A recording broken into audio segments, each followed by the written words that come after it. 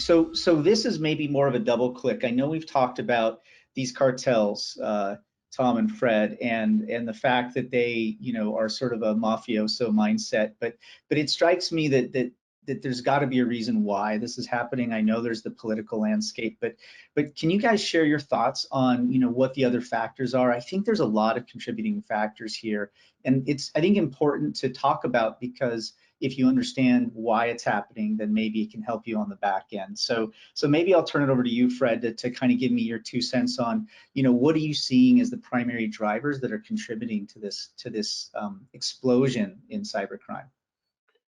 I'll take a swing at this, but Tom, this is where Tom lives. So I mean, I think the concern that this produces really centers around the fact that crime does actually pay, right? When you look at the amount of ransom demands, you know, just for Kaseya alone, it was more than 70 million in Bitcoin globally, and that's, again, you know, over the course of a weekend, basically, right? And so when we think about what are the repercussions of such an act, you know, nominal, right? There's the threat of things outside the United States, but, you know, we are, you know, bound by the strictures in the same way we think about kinetic warfare, right? So there's a lot of things here that I think put us at risk. There's the growing supply chains outside the U.S. and in the U.S. construct, where this has also emboldened folks to be able to take action without repercussions. And you know, political landscapes always have a big impact. But absolutely,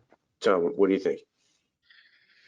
Well, you know, 23 years of doing this, you know, the major shift really occurred in 2013. General Gerasimov, head of strategic command for Vladimir Putin, gave a famous speech, Gerasimov Doctrine, saying the Achilles heels of the West were their dependence on public opinion for trust and confidence in institutions, and the other Achilles heel was their dependence on technology. But they looked around, they realized, well, we can't go toe-to-toe with the NSA in Silicon Valley. But we got these great cyber criminals over here who are Russian speaking that are hitting US banks. And they basically indoctrinated them and said that if you want untouchable status, you have to give us access to everything you hit, and you have to hit things when called upon, and never hit anything within our country. And from that, you had this Pax Mafiosa and this protection racket that created these cyber crime cartels. But the pandemic was phenomenal for them, because traditional criminal syndicates couldn't operate because of lockdowns. And so many of them began to migrate online, which is why you have like ransomware as a service and affiliates and access brokerage services and money laundering services and all this. And so the cyber crime cartels actually became more powerful than traditional syndicates, which is why 30 countries are meeting next week to discuss international norms on cyber, to disrupt the dark web, etc. But most importantly, I want to point out a fun fact for you all. Aside from the fact that Silicon Valley of the East in St. Petersburg, Russia, is greater than the economy of scale of Silicon Valley in the West, one fun fact here. Why would a prolific creator of malware, ransomware, a developer, sell their weapon beyond just making money for themselves? And the answer is simple. Everything you hit with that weapon, they just use the rootkit to get into the environment that you compromise. So you become their Johnny Appleseed. And even if they didn't have no use for targeting that environment, they can at least give that access to the intelligence services that protect them. Makes sense.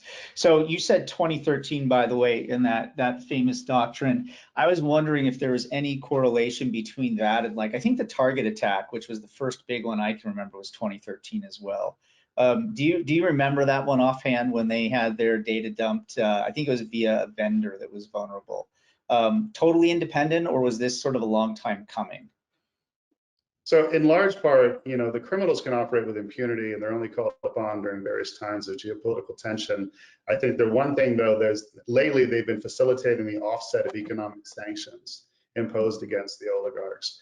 I would say the most significant historical event of cyber attack, which really explains a lot of the ransomware epidemic we're dealing with today, was Vault 7. Shadow brokers broke into Vault 7, which was the munitions of the US military and cyber.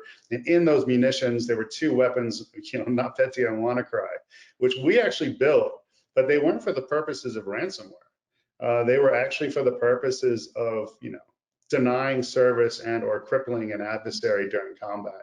So the irony is thick here in many levels. But the challenge we face now is that US law enforcement and Western law enforcement, not only are they overwhelmed, they don't have the authorities necessary to go in and hack and disrupt the forums associated with these folks that are hunting us.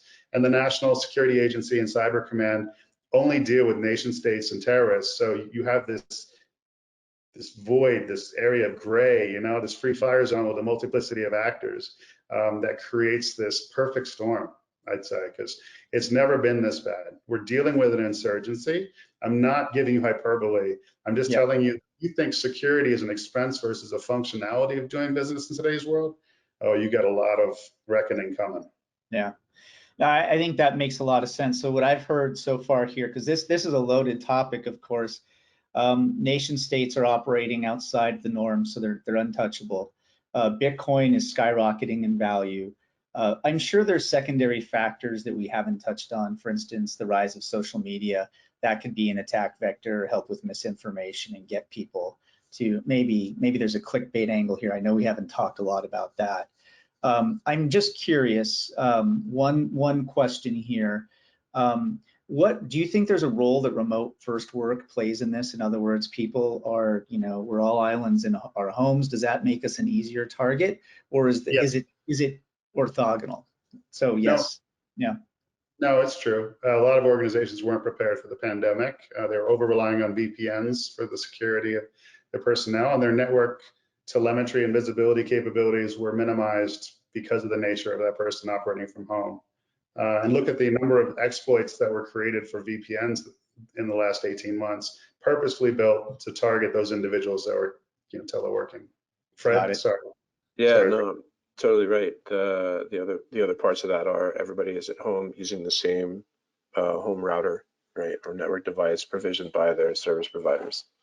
And some very rudimentary code a while back was pushed out to change passwords for these types of things without heavy level of exploitation beyond that, or weaponization anyway, in Mirai. And so you can look at all of the components that actually make the underpinnings of that a lot more dangerous.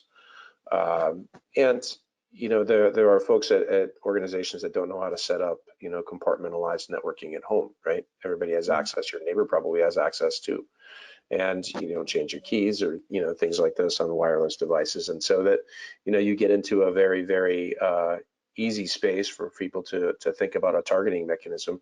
And by the way, you have to ship things to your home address, not to a business address, right? So there's a lot more available things.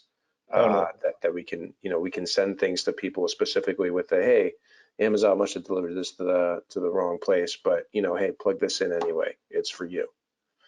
So there's a lot of that happening from a social engineering perspective. I've heard at least 4 stories of that. I got to tell you, I'm deeply troubled and scared by social engineering. I think right now I'm fairly security focused, but I can't control my family. I also don't know if I'm going to have all my faculties in 5 or 10 years. So it's a scary thought, honestly. Wait, and did you do that to you, or did JumpCloud do that to you?